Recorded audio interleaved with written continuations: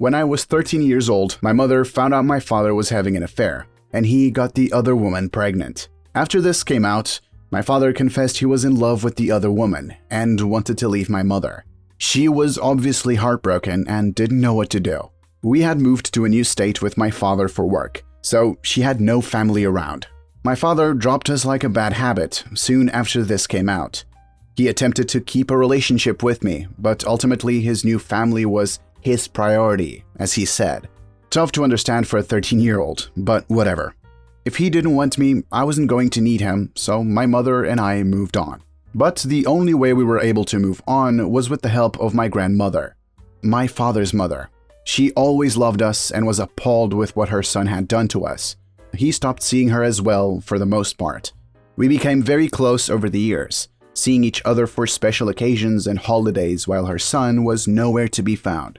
She even helped my mom out monetarily when we needed it to. Unfortunately, the years caught up with her and she developed colon cancer, advanced late stage. Her decline was rapid. Within a few months, she was in hospice. Days before she passed, she asked me to call her son to come see her, as she knew her time was coming. He'd only been to see her a couple times since she had gotten sick. When he came by, I was visiting as we did every few days, and he acted like I was some random person. Grandma asked him to come back tomorrow, but he said he'd be back in a few days. She passed 4 days later without him coming back despite my calls and texts to come. She went peacefully with me and my mom by her side. That was hard. I miss her every day. She was my guardian angel most of my life, and I know she continues to watch over me. After the services, where my father did show up and made a scene and made it about himself, we were contacted by her lawyer. Unbeknownst to everybody, she left me her house and a good amount of money, $200,000. No idea she did that, but in the will, there was a note to me from her that said, "You are worth it. Love, Grandma. She's amazing." Also, in her will, she left my father exactly $1 as his inheritance. When he found out, he went ballistic, blowing up my phone all the time, demanding I give him his house and his money. His new wife and his son were messaging me a lot, and his son was writing on social media that I manipulated my grandmother. My father apologized and said he was under a lot of stress because he's in debt and was banking on this money to come in for bills and to send his son to college. That made me feel bad. Like, maybe I should give him something.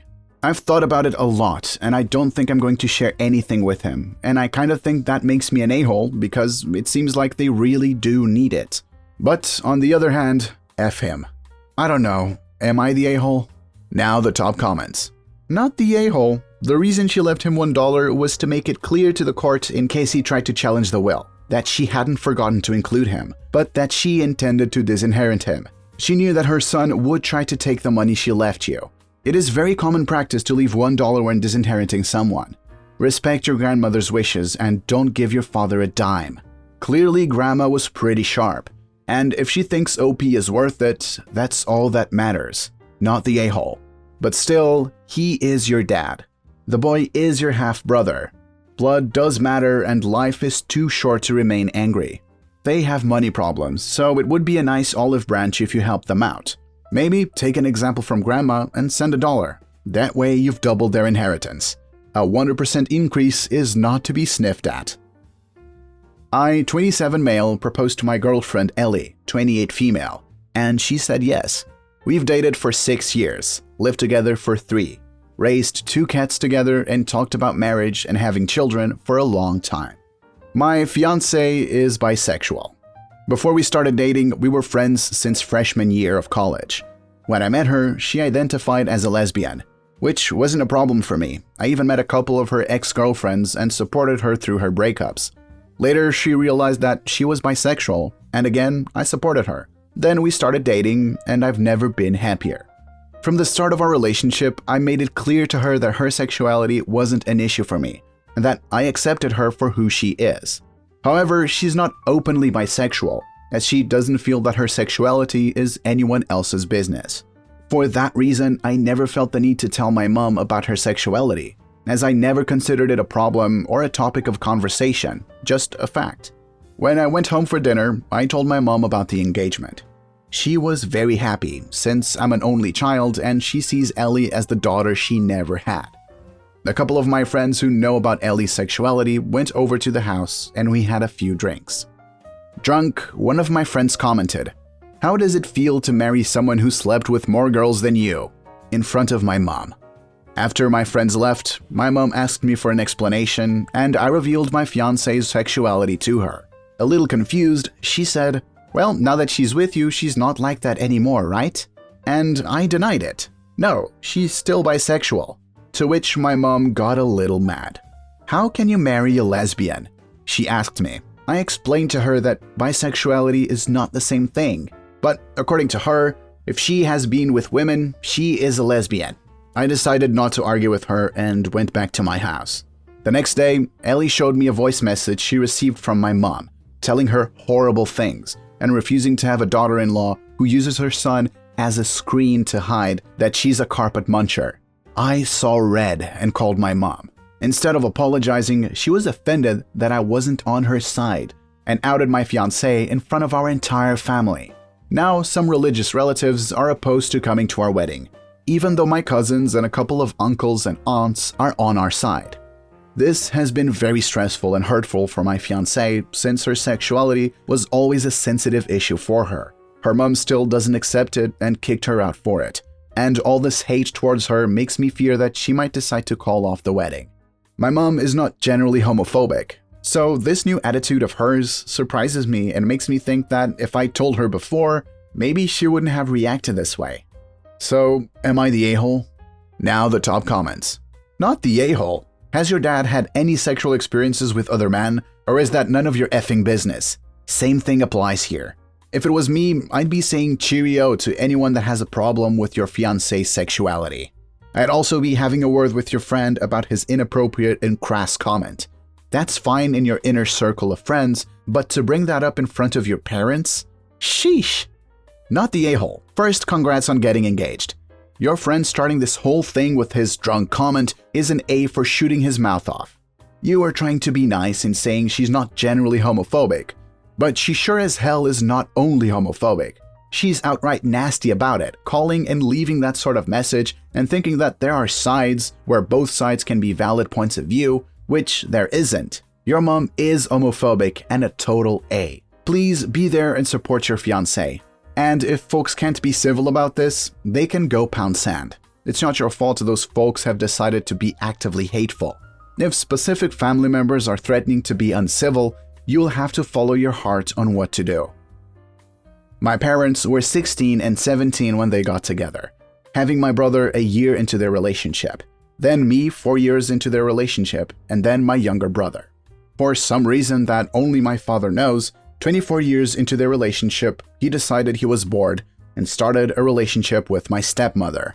They decided to move away. My father visited every so often with stepmother, but a week before my 24th, my sister Anna was born. For the first year of Hannah's life, I had been spammed with photographs of her, which then stopped when I had my son and my father resumed visiting. Hannah wasn't allowed to visit, stepmother saying that she was too young, and by now she's 13, so I think it's her choice not to visit. Not that I'm complaining. I hadn't planned on marrying, but 2 children later, my partner decided that they wanted a wedding. I invited my father, knowing my stepmother wouldn't be interested in coming, which my father confirmed. Father told me that Hannah wanted to tag along. I said it's a child-free wedding, to which he said she's 13 turning 14. Still a child to me. He asked if she'd be allowed to visit and stay home that day of the wedding. I said no because I literally just have space for my father. He said I'm being stubborn and callous, that now is the time to meet my sister, that he's attempted to introduce us in the past, which is true. He's bought me a plane ticket out there, but with 2 children and work, it isn't so easy to drop everything. Apparently, Hannah is sad the only direct family she has is my dad and stepmother. I said I want the week leading up to my wedding to A, be about the wedding, and B, catch up with my father, not turn it into a here's the sister I've never met. So I said maybe another time. My father said he won't come along without Hannah, and now my younger brother is calling me an a-hole. I told him he has no space to talk, because the last time he visited Hannah, she was 6. So she's hardly family. Both him and my father think I'm being unreasonable. Am I the a-hole? Now the top comments. Not the a-hole. You said no children at the wedding, and 14 is still a child. Have your wedding your way, and if he can't or won't attend, so be it. Your dad had opportunities just like you did in reaching out to meet your sister, so it's not unreasonable to say your wedding week is not the right time for you. Your wedding is about you and your significant other, not a meet and greet. If it's that big a deal for your dad, there is always FaceTime where you can meet online as opposed to in person. Not seeing why Hannah can't stay with stepmom since she's not attending the wedding. Not the a-hole. This kind of stressful meeting should have happened years ago, if he was sincere about making it happen. During a wedding is the absolute wrong time, and your father is being a douche. Sorry you feel that way, but this week is about our wedding, and if you don't feel you can share this with us, I'll understand. Don't let him guilt, bully, blackmail you into this meeting right now. My wife, 32, is the oldest of 9. 3 of her siblings are biological, and 5 are step. Her mom died when she was 12, and her dad couldn't afford a babysitter, so she had to take care of her younger siblings. Then, when she was 22, her dad married a woman with 5 kids, and all of the older kids, including my wife, got roped into babysitting. She said she never had a problem with it, and that her dad and later stepmom never made her miss any events as long as she let them know in advance. While she swears that she never had a problem taking care of her siblings, she always feels like she has to take care of them. A few months ago, her youngest bio sister, 26, lost her job while pregnant. Then the baby came premature and died at 2 weeks old. Then her fiancé cheated on her and she had to move in with their dad. Her dad and stepmom couldn't pay for her therapy, so my wife is paying for her therapy and meds, and takes her out a couple times a month. The only thing that annoys me is that I play soccer on Thursday nights, and she stays home with the kids, 10 months old and 3 years old. But she occasionally takes her sister out on Thursday nights, and we have to pay their nanny extra to stay late. Her youngest stepsister, 12, has health issues and has been in and out of the hospital over the past 6 months. Their mom took family medical leave and took care of her for the first 4 months, but she started to get burned out and her medical leave ended. So all of the siblings have been taking shifts staying with her. My wife works from home and is able to work from the hospital/her dad's house, so it's not like she's using all of her vacation time to take care of her stepsister. But she used to interact with our kids during the day, and she doesn't do that very often now, because she's spending up to 4 days a week either taking care of her stepsister, taking her other step-siblings, 13 and 15, out so they don't feel overlooked, or getting her new room ready. Her parents renovated their house and added a downstairs bedroom because her stepsister has a hard time getting up and downstairs. I've gotten into a few arguments because I've said that her family relies on her too much, and that they need to respect that she has her own family now. Her dad, stepmom, her youngest sister, and some of her step-siblings are going on a ski trip, and her dad offered us to go, but I said I don't want us to go. She asked why, and I said that with how much time and attention she's been giving to her siblings/step-siblings lately, I was worried that she would neglect our kids during the vacation. She said she wanted to go, but I refused to let her kids go, and she ended up staying home. They just left on Friday, and my wife has barely spoken to me since. I tried to tell her that I think a week away from them will be a good thing, but she won't listen, so I wanted to know if I was the a-hole for not letting our kids go and preventing my wife from going, because I was worried that she was going to spend too much time with her sister and step-siblings. Now the top comments. So not only did you prevent your wife from having a good time for once, you also took that away from your kids? Her sister is going through an insane amount of emotional distress, and you're worried about soccer nights? Not because you even have to miss them, but because you need to spend a few more bucks on a nanny?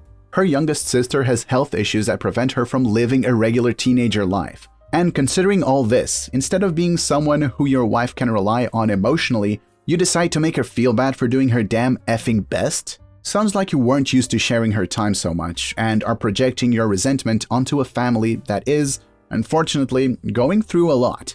Do better. Massive, you're the a-hole. He was essentially accusing her of being neglectful to their kids in my opinion, and I'm guessing it's because of Thursdays and soccer and having to spend extra money on the nanny, which wouldn't be needed if he stayed home instead. Also, why would she be neglectful on the trip when both of them are invited? Why couldn't he watch them too? Like he's making it seem like the kids would 100% be neglected on the trip. Or better yet, why assume they couldn't do stuff with her family, with their family, as an entire family unit? I bet childcare is pushed onto her, and that's why if they both didn't go, she couldn't. Because OP pulled a guilt trip card, or wouldn't be okay with watching the kids, / spending more on a nanny if she went alone. And OP saying that it gives her a break? A vacation to spend time with family instead of helping them isn't a break? Yeah, okay there. OP's wife is reliable but can't say the same for OP.